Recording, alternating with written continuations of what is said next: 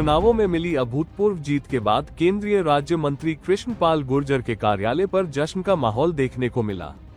सैकड़ों कार्यकर्ताओं ने एकत्रित होकर पटाखे चलाए और ढोल नगाड़ों की थाप पर जमकर नृत्य करते हुए जीत का उत्सव मनाया।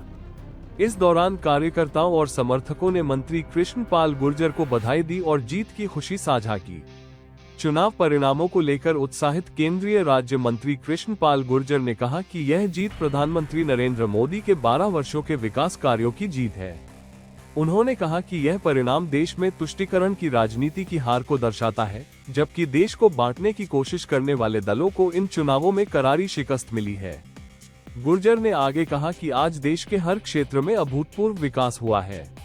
प्रधानमंत्री मोदी के नेतृत्व में देश की सीमाएं सुरक्षित हुई हैं और सेना को मजबूती मिली है। उन्होंने कहा कि बंगाल की जनता ने भी अब विकास को चुना है और केंद्र सरकार की मंशा है कि बंगाल तेजी से विकास के मार्ग पर आगे बढ़े। उन्होंने विपक्ष पर निशाना साधते हुए कहा कि संसद में महिला आरक्षण बिल का विरोध करने वाले दलों को इस चुनाव में महिलाओं ने करारा जवाब दिया है। देखिए, ये नरेंद्र मोदी जी के पिछले 12 सालों की विकास की जीत है, जिससे बंगाल अछूता रहा और इस देश में ये तुष्टीकरण की हार हुई है। जिन लोगों ने तुष्टीकरण को बढ़ावा दिया, जो दल देश को बांटने के कोशिश में लगे हुए थे, उनको आज इन 5 प्रदेशों में जोरदार हार का सामना करना पड़ा है। पिछले 12 सालों में मोदी जी के नेतृत्व में जो देश की सीमाएं मजबूत हुई हैं, देश की सेनाएं मजबूत हुई हैं, देश की आर्थिक हालत मजबूत हुई है और देश में रेलवे हो, हाईवे हो, एयरवे हो, एजुकेशन हो, हेल्थ हो, हर क्षेत्र में जो अभूतपूर्व विकास हुआ है, आज बंगाल के लोगों ने उस विकास को चुना है। वो भी चाहते हैं कि मोदी जी के नेतृत्व में बंगाल भी विकास के मार्ग पर तेजी से आगे बढ़े। और आप देखिए, इन लोगों ने इस देश में धर्म के आधार पर, तुष्टीकरण के आधार पर वोट बटोरने की कोशिश की, उसका खामियाजा उनको भुगतना पड़ा है। तीसरी बात, जिस तरह इन विपक्षी दलों ने लोकसभा में महिलाओं के लिए 2029 में जो मोदी जी आरक्षण का बिल लेके आए और इन विरोधी दलों ने जिस तरह महिलाओं के आरक्षण के बिल को गिराने का काम किया, देश के नीति निर्माण में उनके हिस्सेदारी को देने के प्रयास को असफल किया, इन प्रदेशों की महिलाओं ने इनको सबक सिखाया है। और अभी तो ट्रेलर है, अभी फिल्म बाकी है। इस देश में 50% महिलाएं जिनके हकों से इन विपक्षी दलों ने उनको मरहूम किया है, उसका खामियाजा इनको आने वाले समय में भुगतना पड़ेगा। महिलाओं के विरोध का सामना अभी तो इन्होंने इन प्रदेशों में देखा है। अभी जहां जहां भी चुनाव होंगे, इन दलों को महिलाओं के विरोध को झेलना पड़ेगा और हार का सामना करना पड़ेगा। देखिए, कांग्रेस की तो कथनी और करनी में फर्क है। उन्होंने जो तुष्टीकरण की राजनीति को अपनाया है, उसका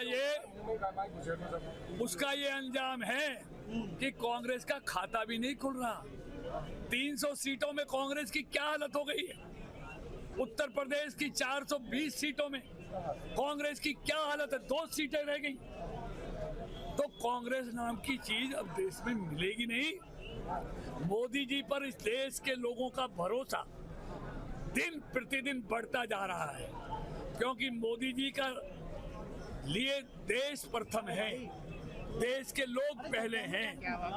वो विकास की राजनीति करते हैं और ये लोग विभाजन की राजनीति करते हैं। इसलिए लोगों ने विभाजन की राजनीति को दुत्कार दिया और विकास की राजनीति को अपना लिया।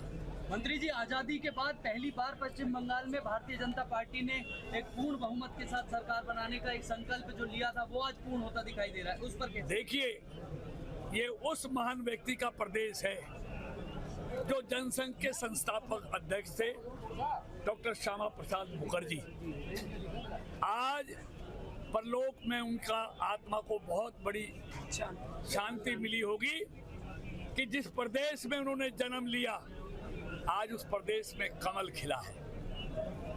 तो उनके लिए इससे बड़ी मैं समझता हूँ कोई श्रद्धांजलि नहीं हो सकती। संकल्प क्या होगा? अगला संकल्प क्या है? देखिए, निश्चित तौर पर मोदी सरकार का एक ही संकल्प है कि 2047 में भारत को विकसित भारत बनाना। उस संकल्प के लिए देश के हर कोने से समर्थन मोदी जी को मिल रहा है। क्या वजह रही तमिलनाडु में आपका गठबंधन नहीं हो पाया? विजय थालापति से जो कि आज प्लेट मैंडेट के साथ मेजोरिटी में आया। देखिए, ये हर प्रदेश की अलग अलग स्थिति है, लेकिन आज डीएमके का हाल क्या होगा? आज डीएमके तमिलनाडु में तीसरे स्थान पर पहुंच गई है, क्योंकि वहां पर उसने तुष्टीकरण और विभाजन की भाषा बोलते थे। वो साउथ और उत्तर और दक्षिण की बात जो पार्टी डीएमके करती थी लोकसभा में और तमिलनाडु में, आज तमिलनाडु के लोगों ने उस पार्टी को सबक सिखा दिया कि यहाँ उत्तर दक्षिण का भेदभाव नहीं चलेगा। मोदी जी के नेतृत्व में एक भारत और श्रेष्ठ भारत के लिए लोग भारतीय जनता पार्टी और एनडीए के साथ हैं। मंत्री जी, योगी जी ने कहा था चुनावी रैली के दौरान के बंगाल को ताबा नहीं बनने देंगे। कांग्रेस को बनाने की कोशिश करी, परंतु देखिए, मैं एक बात कहना चाहता हूँ। आज मोदी जी ने